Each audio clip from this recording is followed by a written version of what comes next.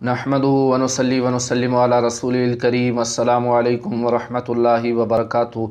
राय इस्लाम में तमाम दोस्तन की खुशामदीद। प्यारा दोस्तों, अज नई मालूमात खणी तव्हांजी खिदमत में हाज़िर थियो आहियां।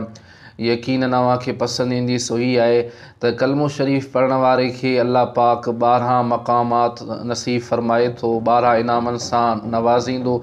सो अव्हांजी खिदमत में अर्ज़ु कंदुसि, पर उन खां अॻु में जेकॾहिं अव्हां असांजो चैनल सब्सक्राइब नाहे कयो त असांजे चैनल खे सब्सक्राइब कयो ऐं गॾोगॾु घंटी जे निशान ते क्लिक कयो ताजो असांजी हर अचण वारी नई मालूमात तव्हां ताईं आसानी सां पहुची सघे।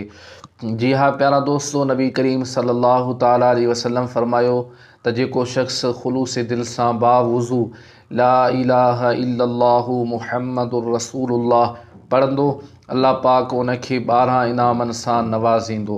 त उहे 12 इनाम ऐं 12 मक़ामात कहिड़ा आहिनि, सो अव्हांजी खिदमत में अर्ज़ु कयां थो। सो ही आहिनि: पहिरें नंबर ते मरण वक़्तु कलमो शरीफ़ नसीब थींदो, ऐं ॿिए नंबर ते मौत जी सख़्ती में आसानी थींदी, ऐं टे नंबर ते उन जी क़बर मुनव्वर थींदी, चौथे नंबर ते मुनकर ऐं नकीर सुहिणी सूरत में साम्हूं ईंदा, पंजे नंबर ते क़यामत जे ॾींहुं शुहदा सां उथारियो वेंदो, 6 नंबर ते मीज़ान अमल में नेकियुनि जो पुड़ वज़नदार थींदो, 7 नंबर ते पुल सिरात तां बिजली वांगुरु गुज़री वेंदो, ऐं 8 नंबर ते जहन्नम जी बाहि उन ते हराम थींदी, ऐं 9 नंबर ते पाक शराब सां नवाज़ियो वेंदो, ऐं 10 नंबर ते जन्नत में 70 हूरूं उन जी ख़िदमत लाइ मुक़ररु हूंदियूं, 11 नंबर ते नबी करीम सल्लल्लाहु ताला अलैहि वसल्लम जिन जी शफ़ाअत नसीब थींदी, ऐं 12 नंबर ते अल्लाह ताला जो दीदार नसीब थींदो।